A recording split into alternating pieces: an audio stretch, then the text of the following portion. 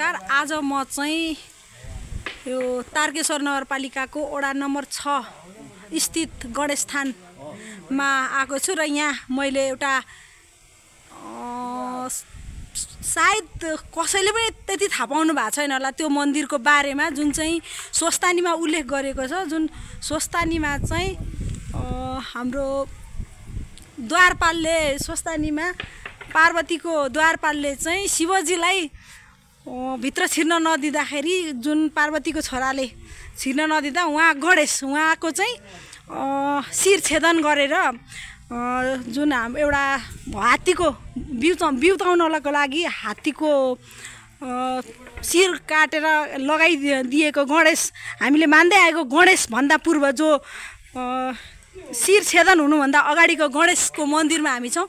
र यहाँ म यस वडामा यस क्षेत्रको 2 पटकसम्म पञ्चायत कालमा चाहिँ प्रधान पञ्च भइसक्नु भएको व्यक्तित्व हुनुहुन्छ, जो एउटा यो हाम्रो यो तारकेश्वरमा रहेको विभिन्न पुरातात्विक चिजहरूको लागि जानकार पनि हुनुहुन्छ र यसको विकासको लागि समर्पण हुनुहुने हाम्रो सर भेटा छु र उहाँसँग मैले सानो कुराकानी गर्न गइरहेको छु। बुवा, हजुरको शुभ नाम? बुवा नमस्कार यहाँलाई। यहाँ चाहिँ मैले हजुरलाई चाहिँ अहिले मैले जुन एउटा नयाँ भनौँ न, नयाँ त होइन पुरानो, एकदमै पुरानो हो, तर सुन्नमा चाहिँ मैले नयाँ एउटा गणेशको जुन मन्दिर छ, यो गणेशको मन्दिरमा हजुरले केही भनिदिनुहुन्छ भन्ने आग्रह गर्दछु। अरू कुरा त मलाई केही नै थाहा छैन। हजुर, यो पुरातत्व विभाग श्रीपाचको सरकार, नेपाल सरकार हजुरको पुरातत्व विभागमा यसको किंवदन्ती छ। हजुर, यहाँको गणेश माङ्गाली माई हजुर र पिरगुनी भैरवी, यो 3टा मन्दिरको किंवदन्ती छ। हजुर, त्यसमध्ये यो गणेश जसको सुँड छैन। हजुर, र हामीले यहाँ एउटा सुँड भएको गणेश राख्ने विचार गरेका थियौँ। हजुर, तर त्यो चाहिँ नि हाम्रो गुठियारहरूले हामीलाई राख्न दिएनन् क्या। हजुर, हजुर, त्यसमा नेवार गुठियार छन्। हजुर, है, हजुर, त्यो उनीहरूले चाहिँ हामीलाई यो छैन, हाम्रो गणेशको सुँड नभए गणेश यहाँ राख्न मिल्दैन, हजुर, सुँड भएको भएर भन्ने हुनाले हजुर, हामी यहाँ अहिले होइन एउटा नयाँ एउटा भन्दा पनि एकदमै पुरानो जुन एउटा सुँड भएको गणेश भन्दा अगाडिको गणेशको जुन एउटा त्यो ऊ छ, पुरातत्वको एउटा अभिलेख छ। हजुर, तपाईँ हेर्नुहुन्छ, अहिले म देखाइदिउँ होला। हजुर, जुन चाहिँ 517 ईस्वी सम्मत अंशुवर्मा शिवसेनको पालामा एउटा शिलालेख राखेको छ यहाँ। हजुर, र हाम्रो यो कति सालमा चाहिँ हामीले यो जुन स्थापना भएको, केही हजुरलाई थाहा छ यो विषयमा? थाहा छैन त्यो त। त्यहाँ 517 ईस्वी सम्मत हजुर अंशुवर्मा शिवसेनको पालाको शिलालेख छ एउटा, त्यति हो मलाई थाहा छ। अरू छैन। भनेको त्यो बेलाको शिलालेखमा आधारित मन्दिर भयो होइन यो चाहिँ? हजुर, तपाईँ आफै हेर्नु न शिलालेख, तल छ, तल। ए हुन्छ भयो। अनि हामीले चाहिँ यो विशेष कुन बेलामा हामीले यहाँ पूजाआजा गर्छौँ?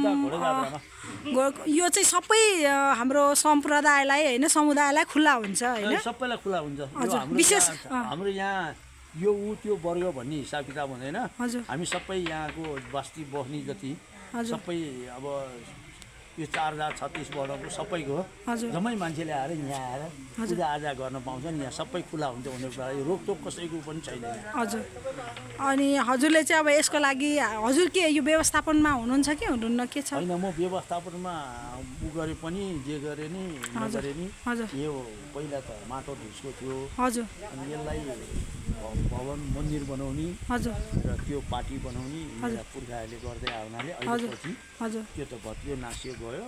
अहिले चाहिँ यसको संरक्षण म आफैले यो समयको यो रेलिङ हाल्ने, यो बार हाल्ने र ढुङ्गा उठाउने काम सहरी विकासले गरेको छ। अरू भवन निर्माण काम हजुरको निजीबाट यो ल। हजुर एउटा साँच्चीकै 2 पल्ट प्रधान पञ्च चलाउनु भएको सँगसँगै हजुरले जुन एउटा सामाजिक कार्यमा पनि त्यति नै हजुरले रुचि राखेर अब एउटा सबैको लागि एउटा भवनदेखि होइन मन्दिरको निर्माण गर्नुभएको रहेछ। हजुरलाई पनि धेरै धेरै धन्यवाद दिन चाहन्छु मेरो तर्फबाट पनि। हुन्छ, हस्। त्यहाँ चाहिँ हाम्रो सरस्वती होइन? हजुर, यहाँ चाहिँ सरस्वती मन्दिर हुनुभयो। यहाँ चाहिँ राधाकृष्णको मन्दिर गरी हजुर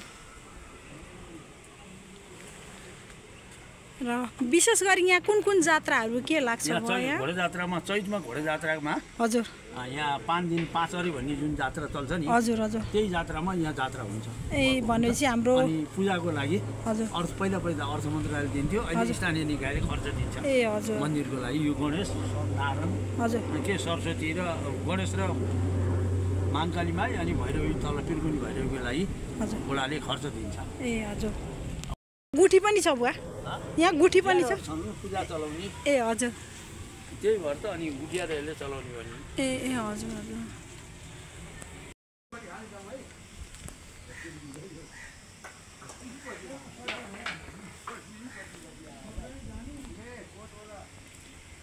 हजुर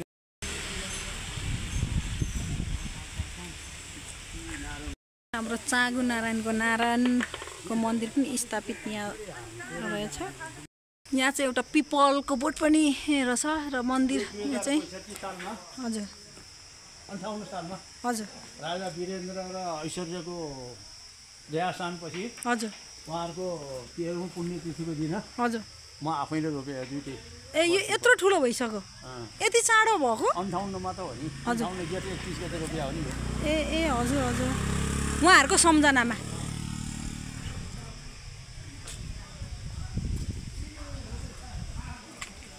यो चाहिँ शिलालेखमा चाहिँ के कस्तो देखिँदैन रहेछ किन तत्त्वमा पाउँछ ए यहाँ चाहिँ के मेटाएर गइसकेको हो कि यसलाई अब धेरै पुरानो भयो 517 इस्वी सम्मत भनेको ढुङ्गा हैन अचेर ढुङ्गामा अझै लेखेको हजुर अब त्यो त तेल दल्नु पर्छ ए हजुर अलिअलि देखिन्छ अलि चाहिँ देखिँदो रहेछ भनेपछि यसलाई त संरक्षण गर्न त अझ महत्त्व उयो रहेछ नि त यसको त हैन आवश्यक देखिँदो रहेछ यसको संरक्षण गर्नको लागि त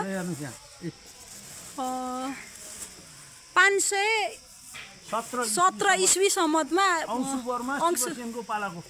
अंशुवर्मा शिवसेनको पालाको यो शिलालेख अहिले यो चाहिँ हाम्रो पुरातात्विक विभागमा चाहिँ रहेको छ हैन रहेको छ तर यसमा चाहिँ एकदम अक्षरहरू चाहिँ गइसकेको छ उहाँ हाम्रो प्रधान पञ्चज्यूको पूर्व प्रधान पञ्चज्यूको भनाइ अनुसार चाहिँ यो चाहिँ तेल लगाएर चाहिँ देख्न सकिन्छ अरे तर यहाँ चाहिँ कता कता एक दुईवटा चाहिँ हो कि जस्तो देखिन्छ यो यसो थियो के पहिला त्यहाँ थियो हजुर लडेर गएको थियो हजुर अनि मैले माथि ल्याएर संरक्षण गरेर यहाँ राखेको थिएँ यहाँ राखेको थिएँ मैले हजुर यहाँ ए हजुर यो नि राधाकृष्णको राखेको हो ए हजुर अनि त्यसपछि पुरातत्त्वको मान्छेले आएर कहाँ राख्ने यहाँ त भएन भने अनि यो झिकेर गरेर उहाँहरूले नै त्यो वाल उहाँहरूले लगाएर उहाँहरूले राखेको थियो यो वाल चाहिँ मैले लगाएको हो हजुर हजुर यो सरी विकास लगाएको यो वाल ए हजुर मैले गएर भने हजुर त्यो बेला लक्ष्मीराज ए यहाँ चाहिँ अब राजा वीरेन्द्रको फोटो लगायत विभिन्न देवी देवताको फोटोहरू राखेको रहेछ तर यसलाई सुरक्षित गर्नको लागि यो छाना नभएकोले प्लास्टिकले छोपेर राखिएको रहेछ र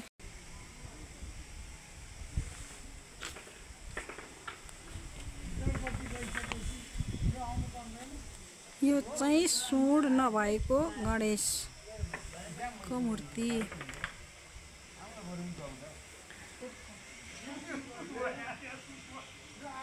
यो चाहिँ आज सायदै कमैलाई थाहा होला यो मन्दिर छ र यो मूर्ति गणेशलाई पनि शिर जुन चाहिँ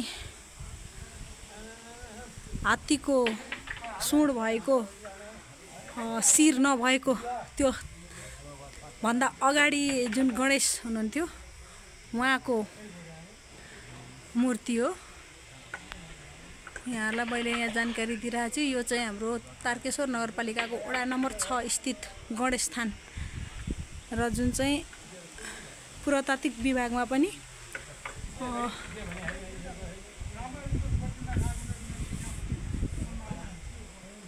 सबै